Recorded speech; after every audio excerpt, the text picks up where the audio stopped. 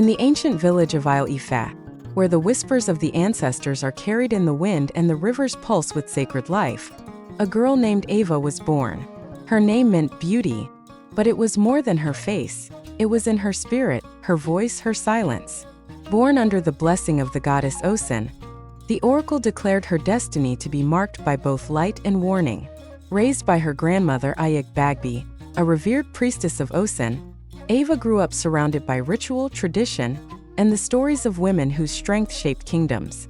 Her parents had vanished in the chaos of a distant war, and her grandmother shielded her fiercely from the dangers of love and power. Never give your heart without the blessing of the river, Bagby warned. But fate, as always, listens to no one. When Ava turned 18, she met O'Connell, the son of the chief, a skilled hunter, handsome and bold, with words like honey and eyes that saw only her.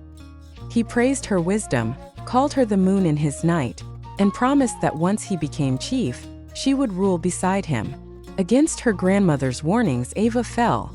They met in secret under the towering iroko tree, shared stolen kisses by moonlight, and whispered promises that tasted sweeter than palm wine. One night, under the star-strewn sky, they swore their love to one another. Ava gave him a bracelet of her grandmother's beads, a symbol of trust. He swore before Osun herself that he would never betray her, but betrayal often wears a gentle face. What Ava did not know was that O'Connell had already been promised to Dunny, the daughter of a powerful king in a neighboring land, a political alliance crafted in secrecy. He was never meant to love Ava, but he did, or perhaps he only said he did. On the day of O'Connell's crowning, the village gathered, drums thundered, and dancers filled the square. Ava arrived in white, her eyes wide with hope, waiting for him to take her hand and fulfill their vow. But instead, she saw him standing beside Dunny, dressed in royal splendor, smiling as if he had never touched her soul. The earth spun, her heart shattered in silence. And when she cried out, O'Connell denied her. He called her a liar, a dreamer, a girl who wanted what was never hers. Shamed and heartbroken, carrying a child no one could know about, Ava ran to the sacred grove. Beneath the watchful gaze of Osun's statue, she knelt by the river and whispered a prayer that turned into a curse. If I am cast aside and my truth buried, let the river rise. Let justice flow where my tears fall. That night the river swelled. Floodwaters claimed the crops. The fish vanished. Children fell ill. The elders gathered perplexed. Sacrifices were offered, but the river remained angry. The Babalawo cast the appeal and heard Osun's voice. A vow was broken, a truth silenced. Until the voice of the wronged is heard, peace will not return. Ava returned to the village, no longer hidden, no longer ashamed.